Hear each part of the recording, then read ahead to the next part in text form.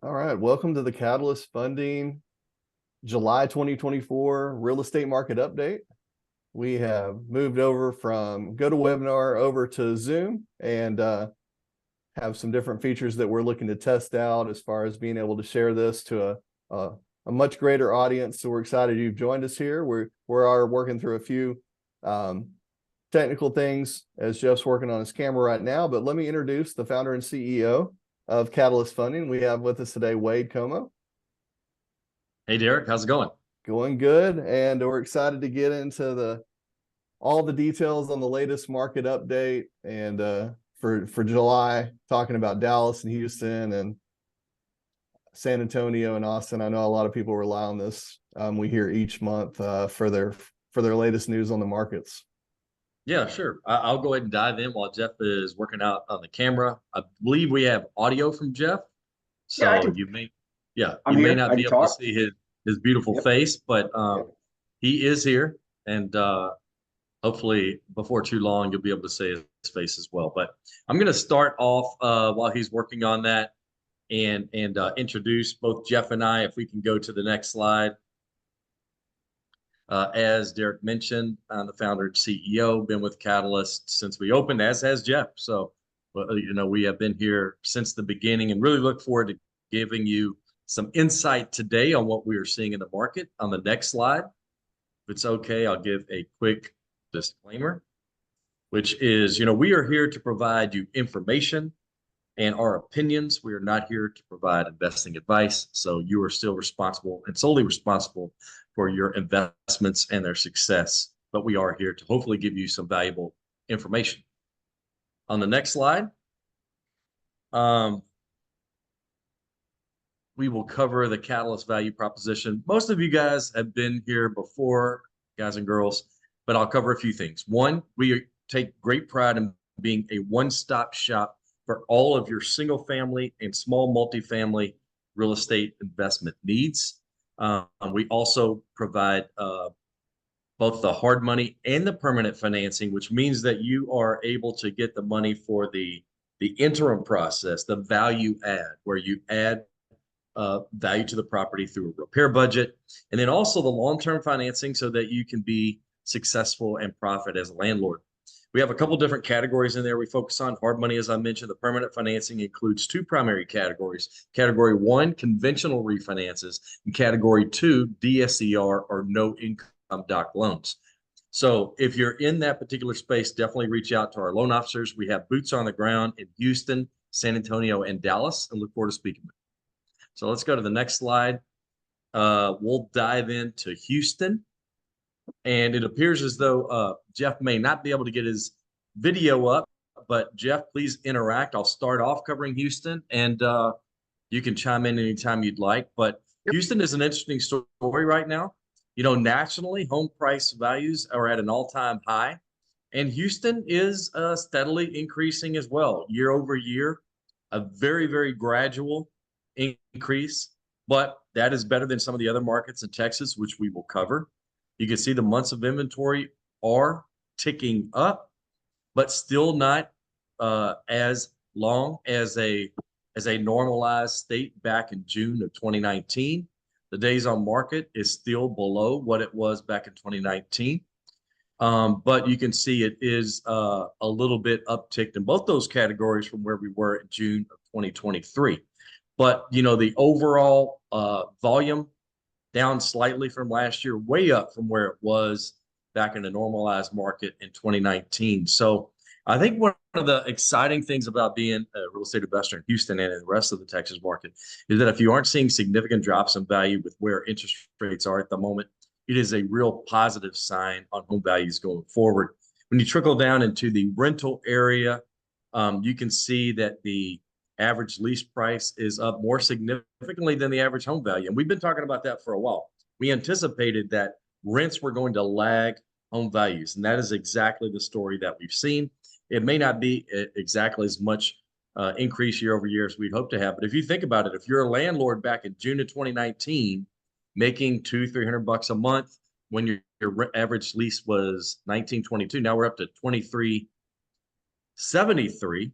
which is over a $400 increase. So you went from making 2, 3, maybe $400 a month and increasing that over $400 a month. That is a very nice story in just 5 years. Jeff, what do you have to add? Yeah, so I think of all the markets in Texas, in my opinion, Houston is the most stable. If you look year over year, even in Dallas, which has been really, really great, still a better market as far as like mass appreciation. But I think Dallas is slightly down year over year. We'll see in the slide next. Houston is the only one this month that is year over year positive. I think it's just Houston's a great place. You can do anything in Houston. You can do rentals, you can do flips, and probably feel pretty secure that you have a predictable market. I think it's the most resilient. You don't see the wild swings up and down. And I think you're seeing that here. While other markets have, like I said, over maybe a 5-year run, they have better numbers. Over a short year run, maybe they have not quite as good numbers. I think Houston is just steady Eddie. Like it's really hard to go wrong. You buy a property in Houston for a rental, you can feel pretty safe that 5-10 years from now you have a pretty good idea of what it's going to be worth. You do a flip, you can feel pretty safe. You're not going to get stuck in a property that's struggling, in my opinion. It's just the safest bet, I guess. Very safe bet for sure. Next slide, Jeff. Do you want to start with Dallas, and then I can add anything that I see as well? Yep. So Dallas home sales, the volume was down, obviously year over year. That's to be attributed to primarily the interest rates. It's just not as much inventory. Average sales prices are actually down. It's the first time in a while that I remember seeing the average down and the median down slightly. Now, if you look at the 5-year number, it's the best in the state. Median 49%. Really, it's the best in the state by a mile. Like you look at the other markets, for sure. The 5-year median number of 49%. Houston is the next closest at 37 of the big four. Houston is the next closest of the big four.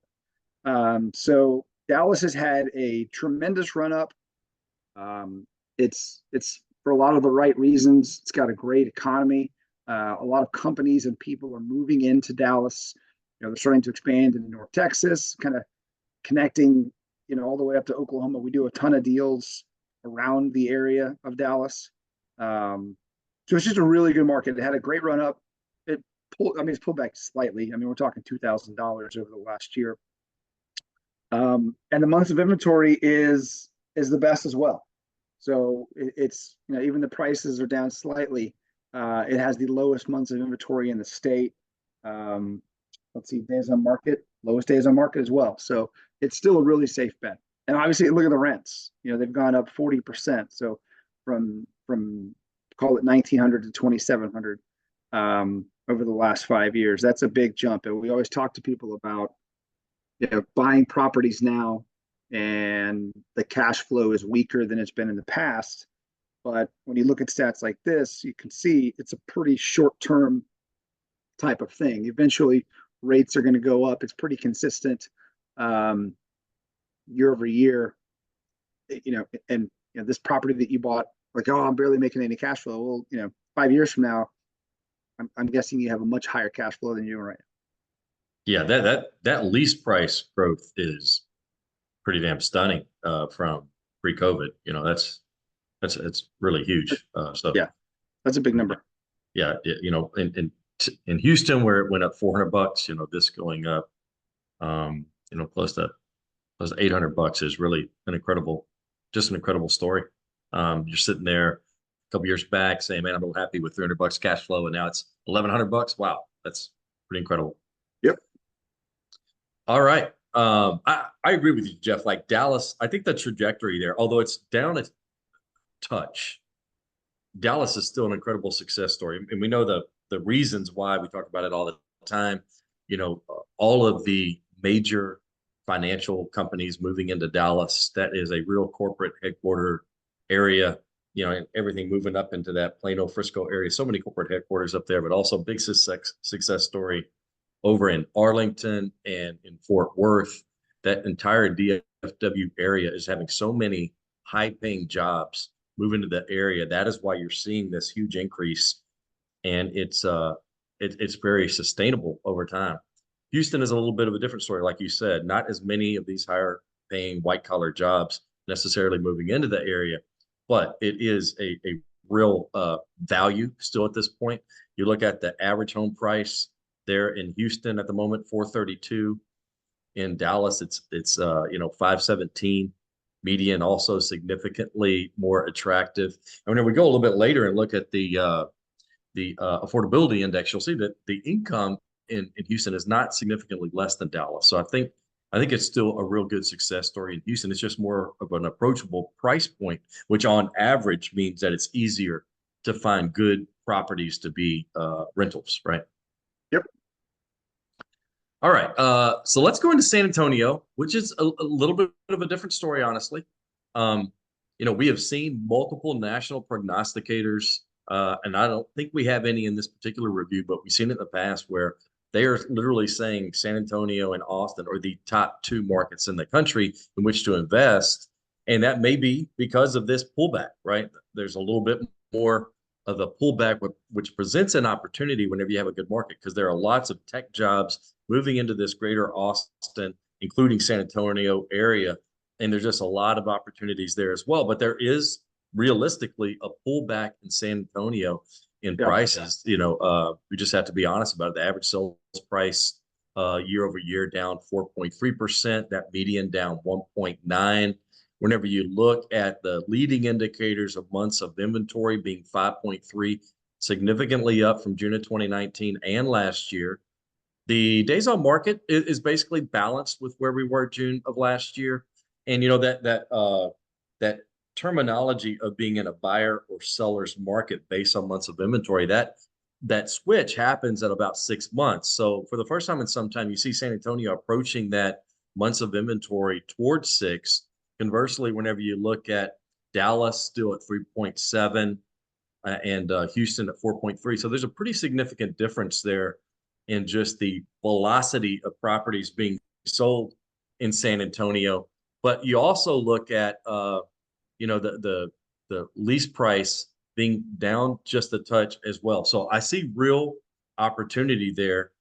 But whenever you look also at that average lease price in comparison to what it costs to rent a property in Houston or Dallas, exponentially less, even though the average person earns comparable money. So I think there's real upside in rents, real upside in home prices. We'll go over that a little bit more of the affordability index. But if you look at the average list price in Houston being $23.73, Dallas being $26.60, then you go to San Antonio and it's $19.13.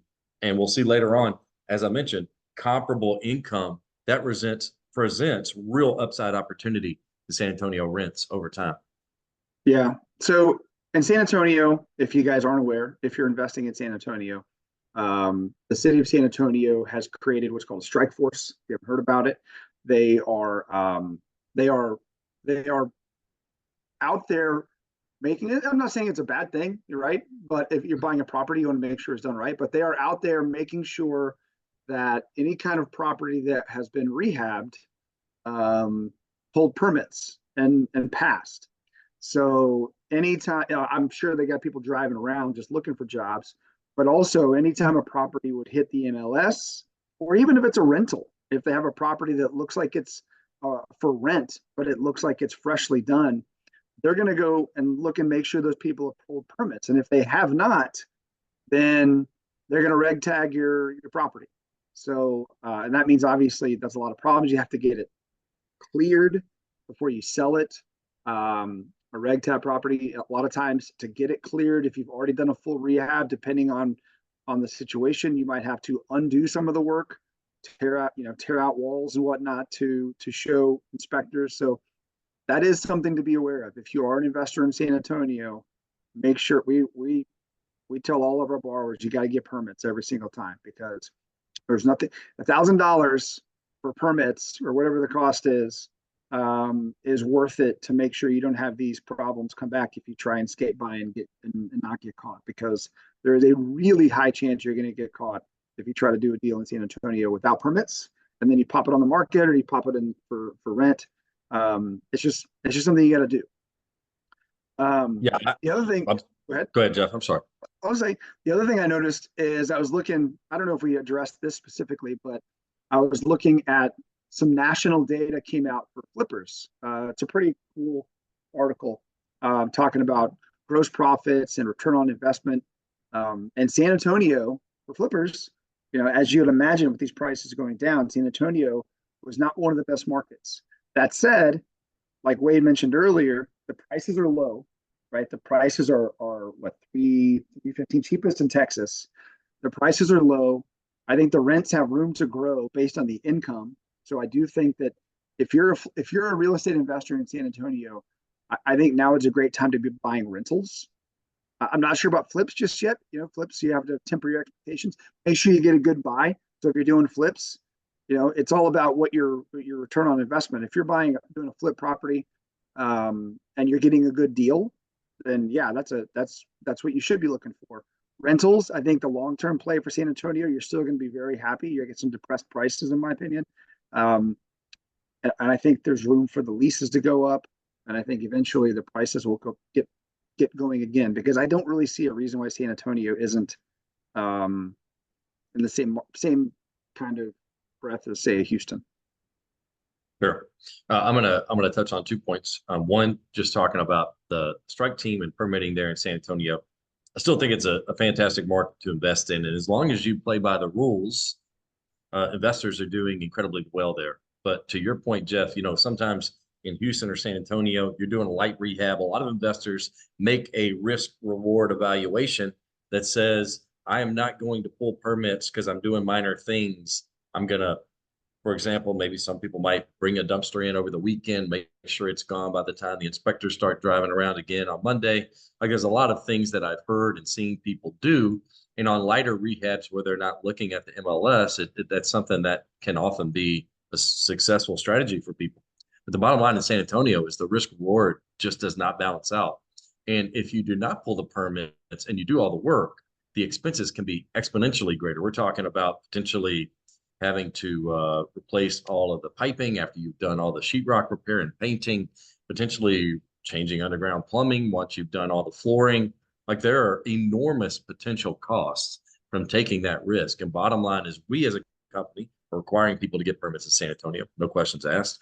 And we're really encouraging anybody that's on the webinar today or watches in the future that is not a borrower of ours to do the same. It's just too risky there to do anything else. Yep.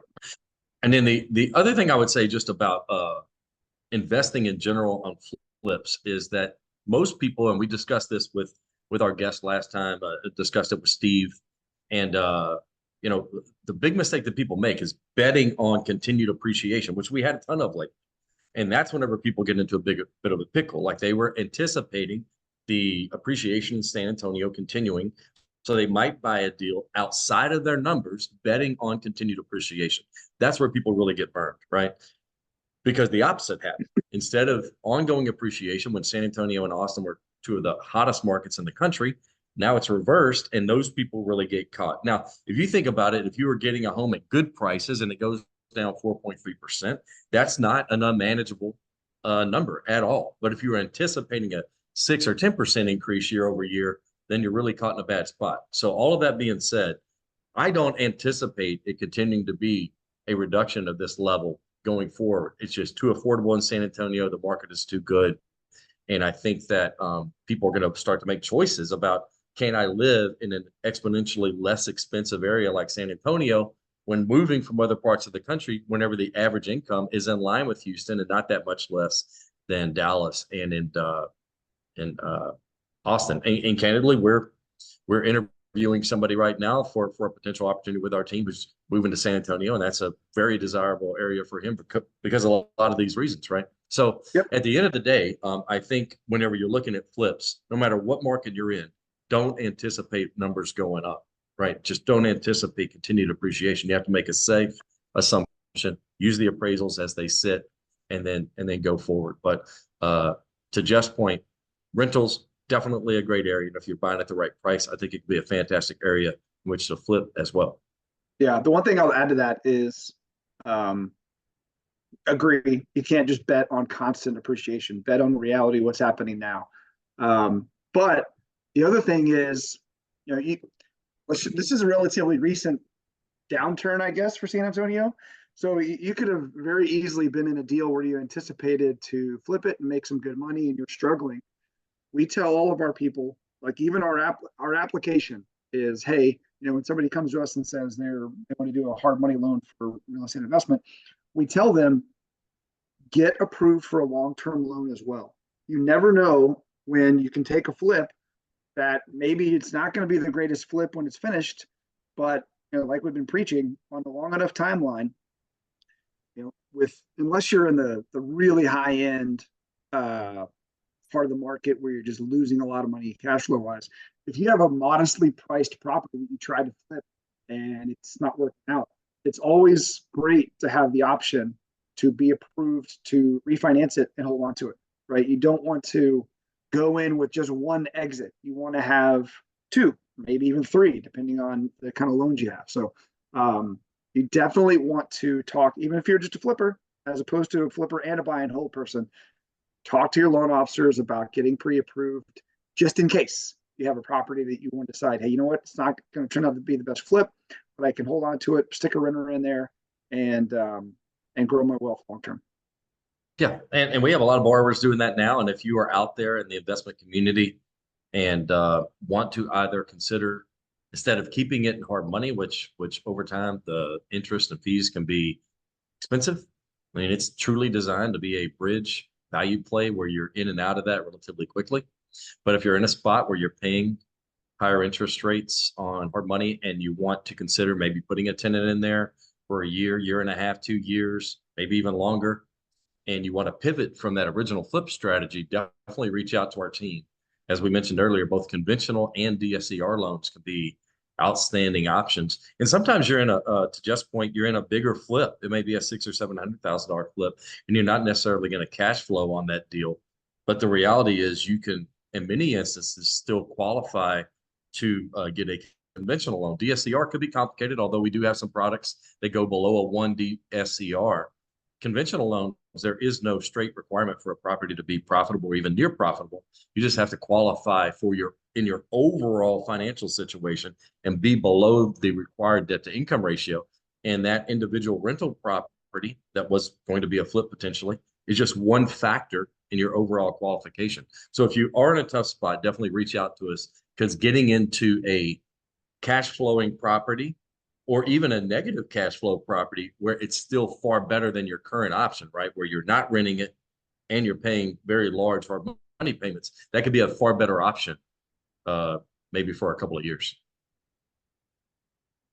Yep. Anything else on that, Jeff, before we move into, okay. That's it. So, Austin, Austin is a very unique market. Austin had the biggest run up in the entire United States for a minute there and was just an absolute success story. And it's candidly pulled back some. You still look at that long-term history being up 34%.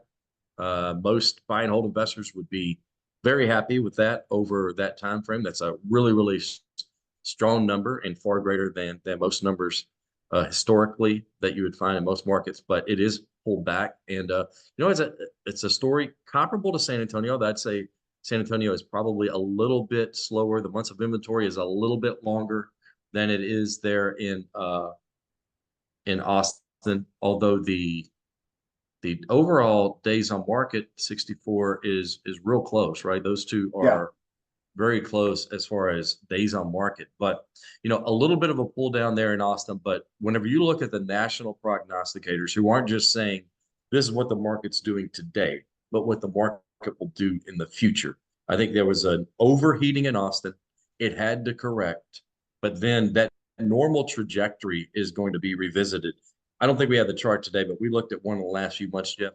You may remember it, but it was like showing this trajectory of growth in Austin that was very strong and consistent. Then there was a huge jump. It came back down. It's kind of back on that more normal trajectory, which I think is healthy. But I do think it's going to start to turn around there, although it may take a little bit more time because rates are high. Yeah, I mean, if you look at the four major markets, it's still the most expensive. the months of inventory is not, it's within 1 month of Houston, and we're talking about Houston being a pretty strong and stable market. Houston's 4.3, Austin's 5. So it's not dark days in Austin. It's just there's been a significant correction from the run up that it had. So it's Austin's going to be always. I think Austin's going to be always more volatile than the other markets. Mhm. It is what it is. It's been that way since I can remember. So it's in a little bit of a downturn right now. My dad lives in Austin. Back in the day, he said I get a call or something every single day, someone trying to buy my house, and obviously those have dried up. But it's still very, all the fundamentals are there. It's a good town, good economy. The college is still there, so you have a good base of citizens that'll probably want to stay and live there. They're highly educated. UT is a great school, so it is what it is. It's going to keep going up and down, but it's long term. It's a good market. Yeah, and I think the reason for the big ups and downs, candidly, is that a lot of people move there because it is a very, very desirable area, and a lot of people move there whenever it's hot from places like California or maybe the East Coast with enormous amounts of money, and you have that cash offer component. If people are Yep. making financed offers, which is a lot in Houston, people make financed offers because there's a lot of blue collar jobs here. There's not a lot of tech jobs, things of that sort. It may not be as aesthetically pleasing. It's not as cool of a city maybe as a place like Austin. So you just have that irrational exuberance where people are they just sold their smaller home in Houston, in California or New York for an enormous amount of money. They come down to Austin. They're like, wow, beautiful here, still way cheaper than there. And they just plop down cash without any appraisal value because they're thinking about what prices were in the other place. So I think that's why you're always going to have a lot more volatility Yeah. than you No, would. you're 100% right. And then the summer hits, it gets hot, and they leave. Yeah. That's the down. Yeah.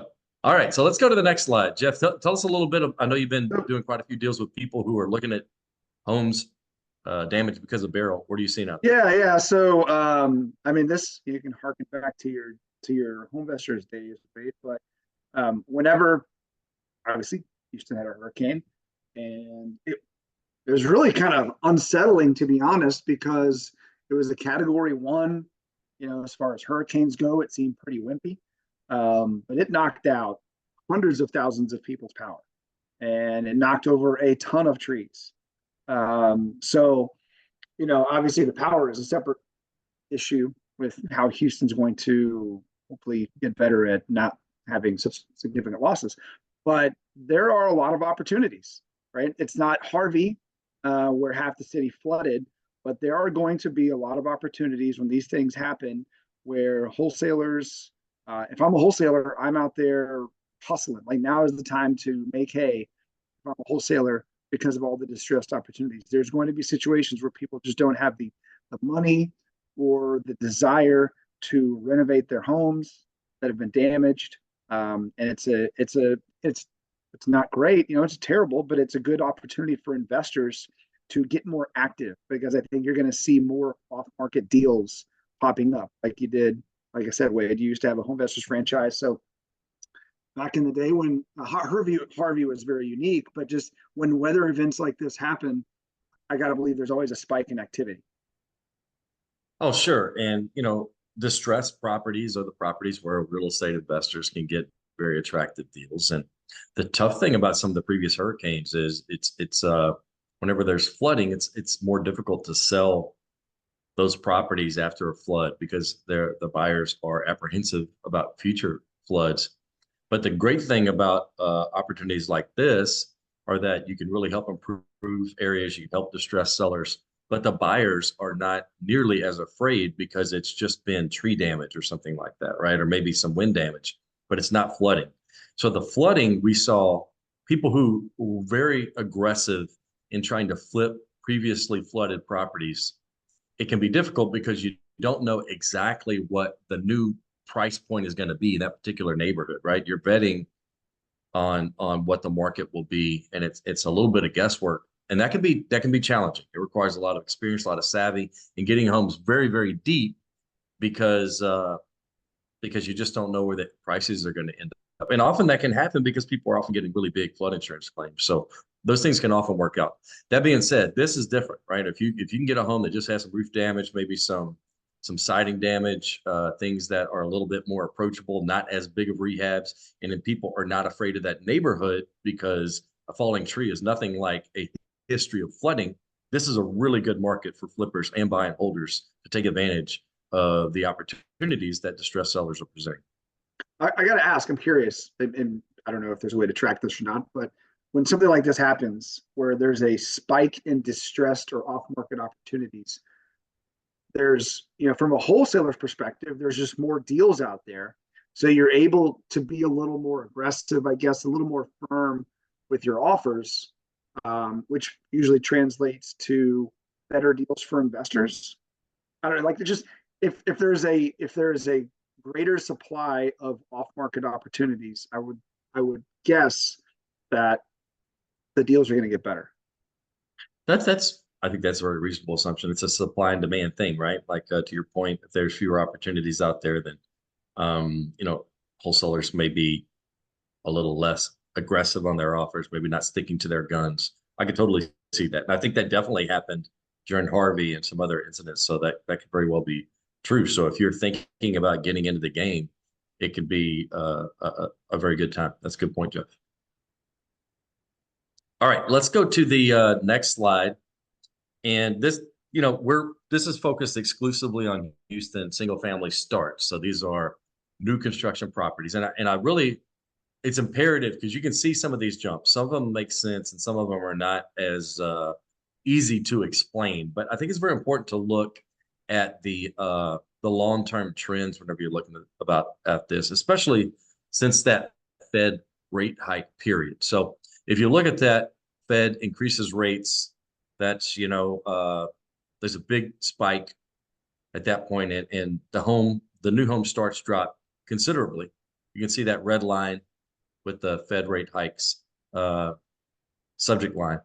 And then, it's kind of steady for a while, but then you really start to see the trend start to go up in that April of 2023. And what happened then, and it states it in this article, if you want to look it up, it's from Texas A&M Real Estate Research Center, July 2024. But what it's talking about is that there was some concern amongst builders, logically, that home prices might suffer a bit, or that the velocity of sales may come down a bit because of increased interest rates. But what really happened is that there was such a shortage of demand, people did not properly anticipate that the velocity would not slow down that much relative to what has happened in the past when the rates spike at this level.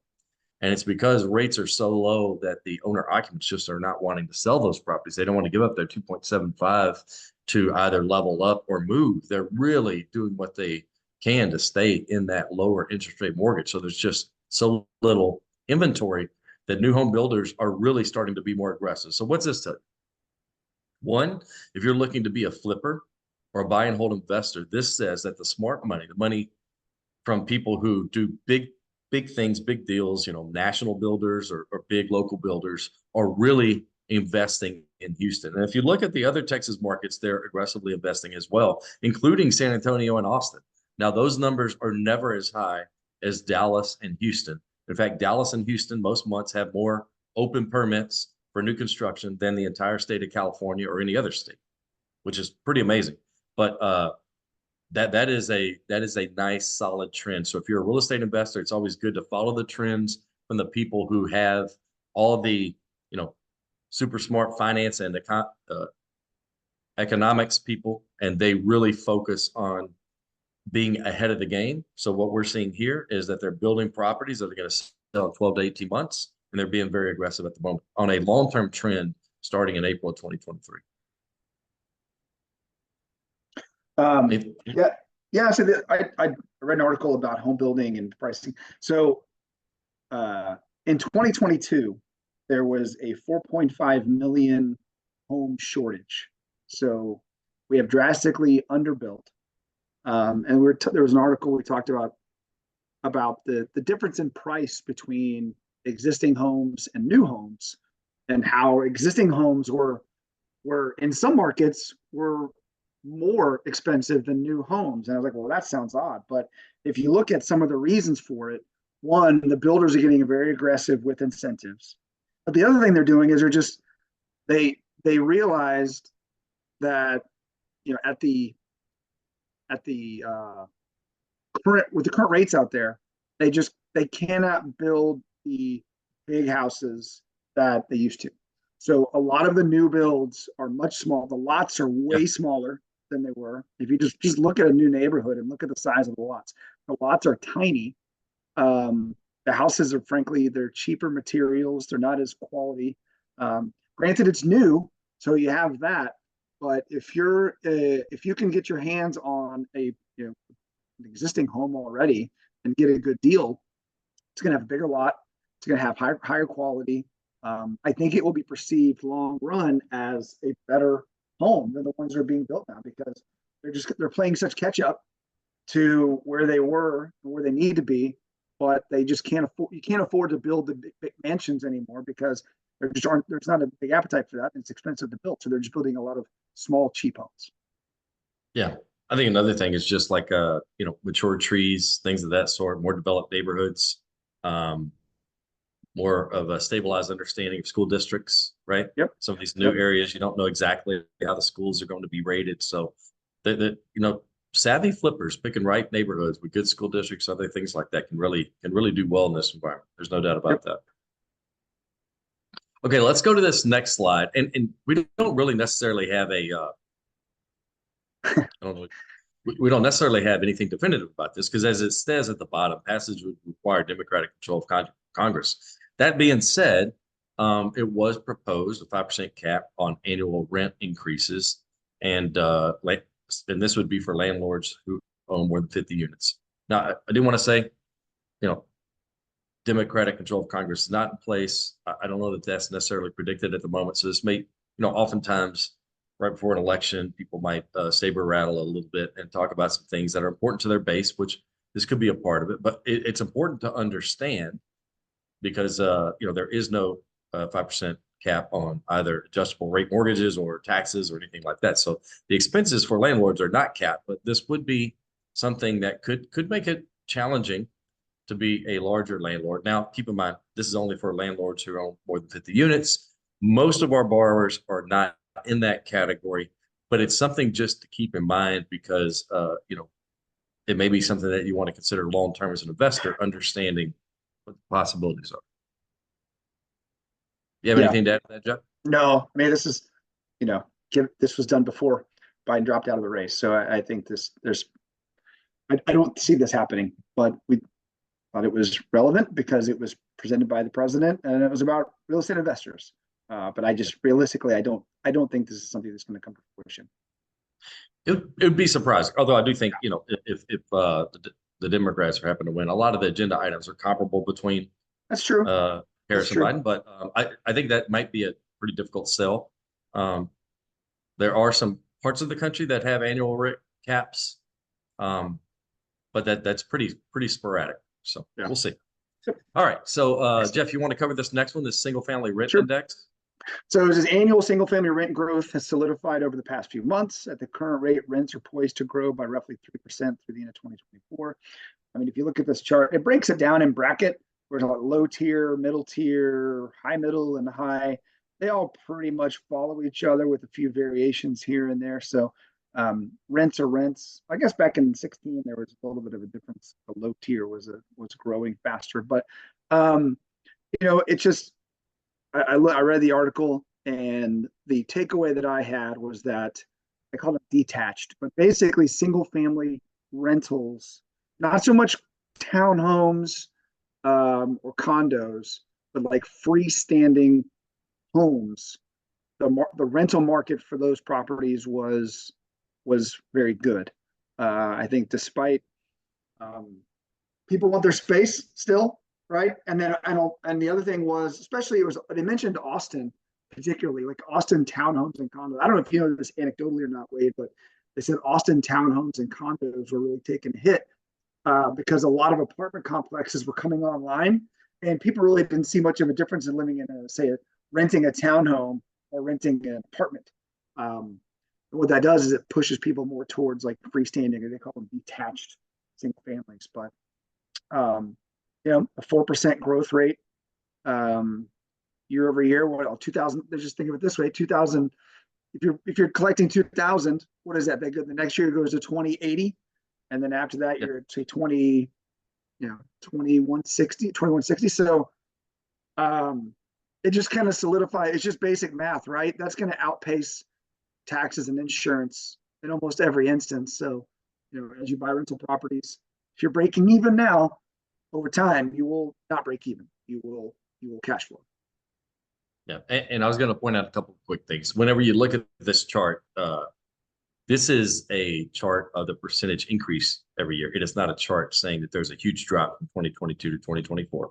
I've had someone ask that question once before. So this is like showing the annual increase year over year. Now, there was decreases, right? You went below the 0% line during the great financial crisis back in 2008, 2009, 2010. Now, that was a very unique time. There was a lot of growth there for a while. People could buy homes as foreclosures incredibly inexpensively. So a lot more people were able to buy homes on the cheap, which made renting a little bit less attractive.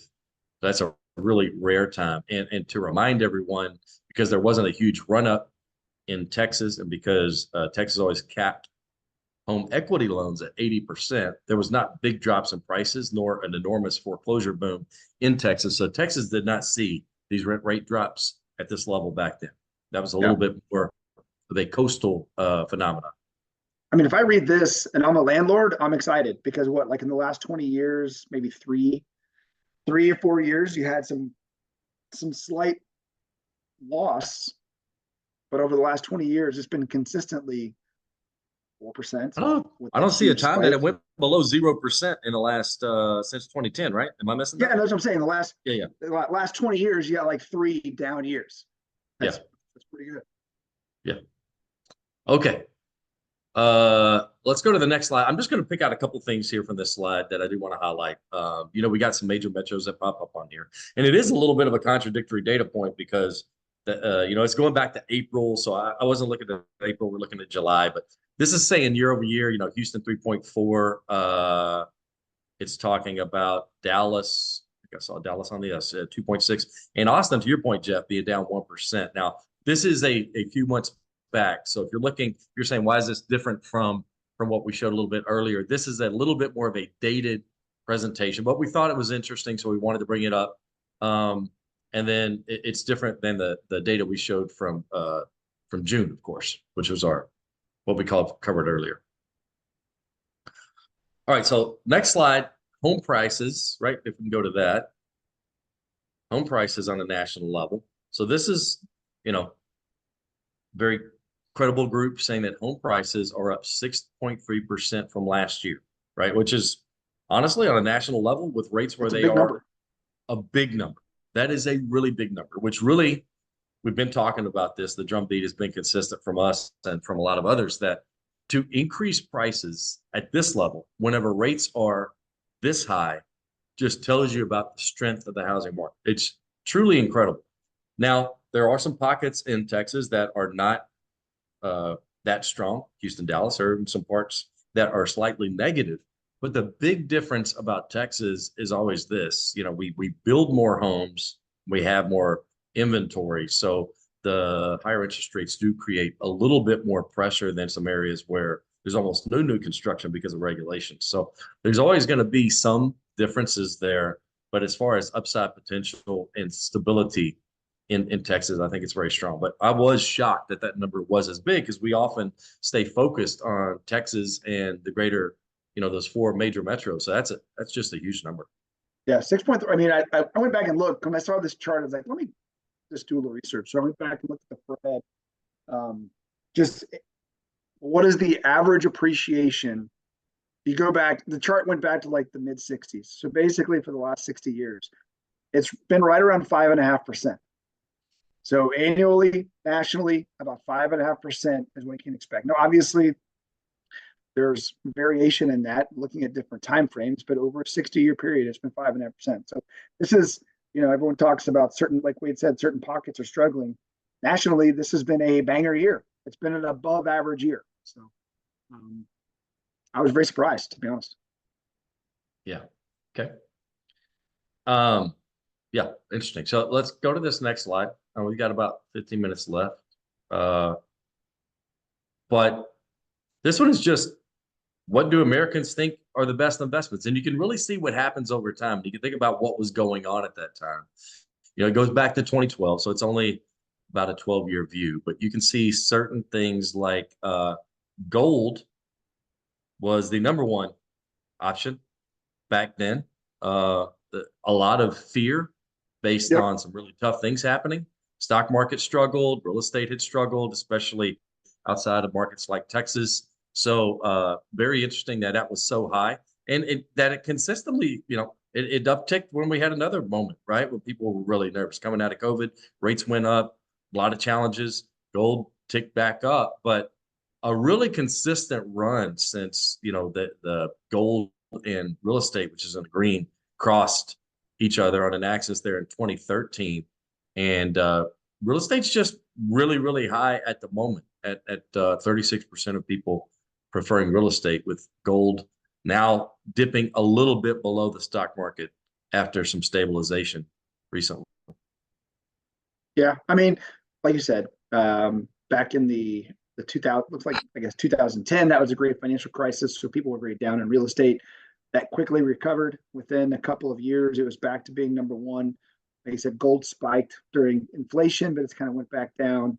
And I think you said in the past on some of these webinars, as far as like, if you look at what can happen, like the value of real estate, it's a tangible thing, right? You have a house. So, unless it burns down, you have insurance. Like, it is a thing that should never really change. Companies, stocks and who knows? Like, they could go out of business and go to zero. So it's a safer bet, 5.5%, especially when you consider the fact that even though the property is going up 5.5%, that's a property value. That is not your cash in. Always be thinking about your cash in. How much are you putting into these deals? What is your return on investment? Because if you're buying a property, kicking in 20 grand, that's great, but you got a property that's worth $300,000, gaining 5% every single year. You don't have to put in 300 to get 5.5% on 300,000. It's so levered. It's hard not to make money when you look on a long enough timeline. Absolutely. Jeff, I know you found this article. It's a really good one. This next one that's coming up. If we could go to the next slide. So tell us what you see here. Yeah. So I was looking at it. This chart, I'm not sure if this is the one I was looking at, but it basically shows flippers and this is homes. So the trend in flipping, as far as the gross dollars and the profits, I'm not sure if this is the one I was looking at, but basically what I was looking at is gross dollars and profit are still very high. Like, if you're flipping properties, the gross difference between what you bought it at and what you sell it for is very high. The return on investment back in, like maybe 23. So early 23 was not a great time. Like, it was, you're not making money flipping properties. Like, the return on investment was the lowest it's been in years. But over the last, since then, in the last couple of quarters, the return on investment is starting to grow back. So it's kind of what we've been talking about. Flippers, you're getting better deals, you're putting less cash in, so your return on investment is getting better. So I think if you're afraid of flipping, it's a good time to kind of get back into it, because like we've been talking about for a while, your cash out of pocket, the deals are just getting better. And if you're smart about your buys, even in a real estate market that's not as hot as it was a couple of years ago, there's still money to be made. You just have to be smart with your buys. Right. That's great review. I don't know this exact report. We tried to add this a little bit late in the game whenever Jeff saw the article. We might not have grabbed the exact right one, but I think you did a great synopsis there, Jeff. Thanks. Let's go to the next slide. So this is just a survey from RMC Capital, which is like kind of a national DSCR, another product type lender. And they were asking investors, what are the three biggest challenges facing your residential real estate investing business 6 months from now? What do they anticipate it being? And if you look at this chart, it's a little confusing at first, although when you think they're giving three different categories, so the total is around 300 and not around 100. So if you're going to see the first two categories total up over 100. That's the reason why. But let's deep dive it. High cost of financing. If you are a real estate investor, both whether you are a flipper or you're a buy and hold investor, financing costs are higher. So that is a concern. Rising home prices, that's on the purchase side, getting into the properties. Obviously, on the back side, that is not a bad thing if home prices are rising. Lack of inventory, tougher for investors to find deals. Obviously, a lack of inventory is not a bad thing on the backside. But it's interesting that rising home prices is listed as 39.89% as one of the three biggest challenges. Then falling home prices, and on the other side, this is also a geographic. I'm sure they're polling people across the country, so you may be certain pockets. Some people's perspective simply may be different, but difficulty securing a loan, competition from institutional investors. That's a big one. Competition from institutional investors is a big one.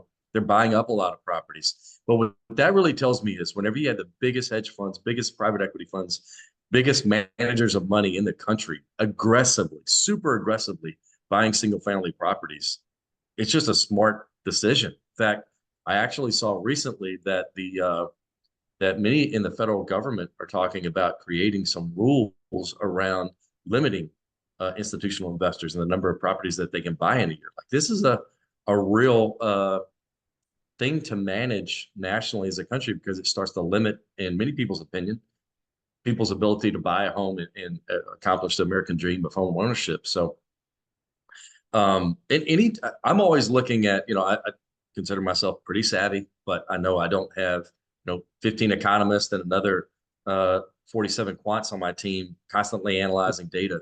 Whenever these people are doing that and they're saying we need to be all in on single family, that is a very good sign if you're a single family investor. Yeah, for sure.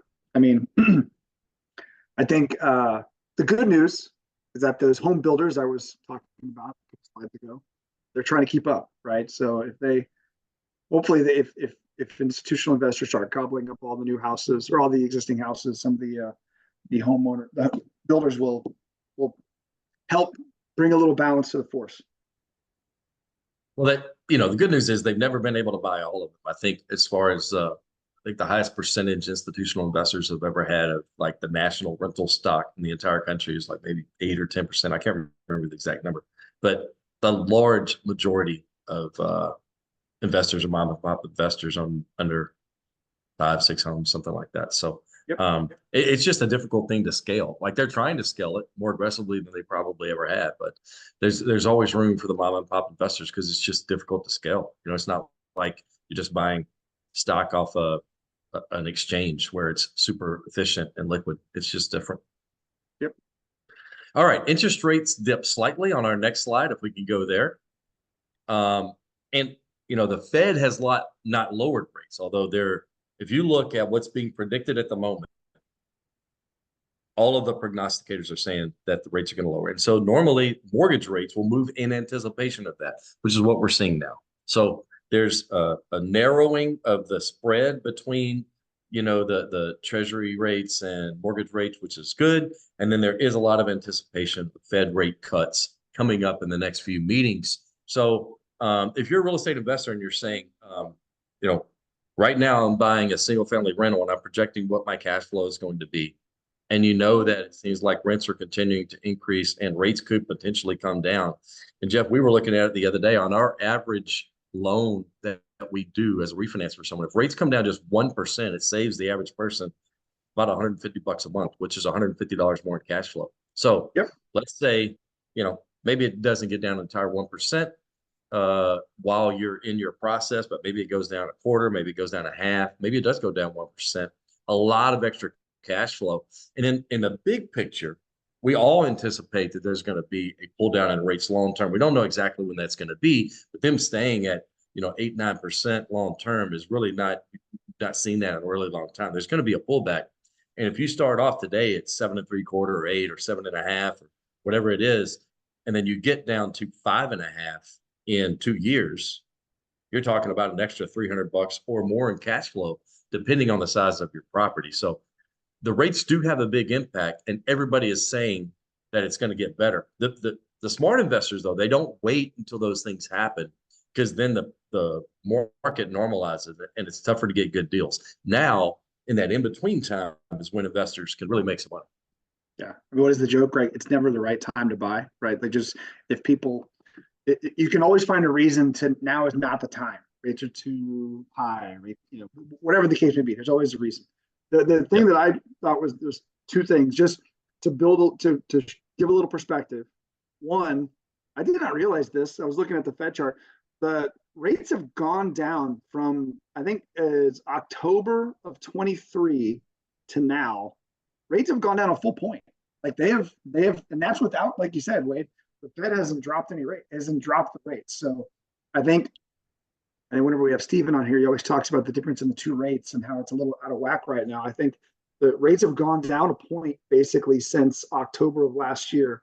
But just looking at the current rates right now, for the last 15 years, sure, it's been lower. But for every time between, say, 2001 to 1970, rates are lower now than they were during that entire time frame. And math hasn't changed, economics hasn't changed. So rates are they are what they are at this point. They're higher than they were in the past, but historically speaking, they're about normal. And they've come down a little bit even without a rate cut.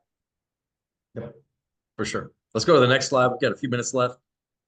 Real quick, the orange line there is total population in the United States. You can see the growth over time from the 50s to now. We actually cut off some of the data there, but I think it was like basically the population's 360 some odd million today. It was about half that back then. And we are building somehow miraculously fewer homes than at almost any time in the past. We still have not corrected that, right?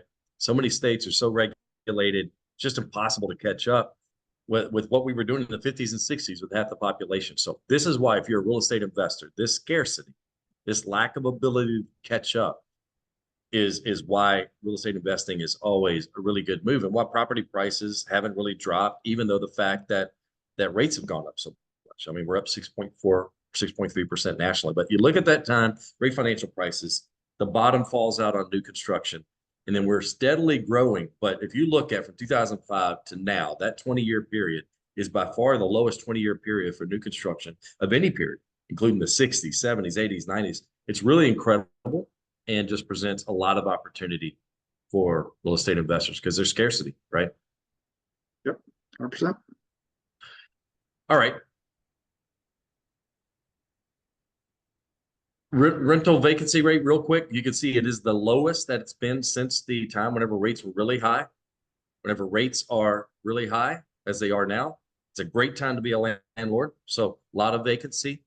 A lot of vacancy in times whenever rates were lower, and whenever anybody could buy a home right before the great financial crisis. Obviously, that was the lowest, the highest vacancy that you had, almost approaching 12%. But right now, very attractive numbers on vacancy. So if you're a landlord, you're leasing your properties pretty darn quickly. And then, Jeff, I'll turn it over to you real quick for the affordability index. Why don't you give us a synopsis on that, and then we'll wrap things up. So just if you haven't been on here, you don't know, this basically, it measures the percentage of the average household income that would be required to make a mortgage payment in certain markets. So like look at Los Angeles, for example, the average income is $79,000. The average mortgage payment is $6,400, which represents 97%. So that is the least affordable, even though it's number one.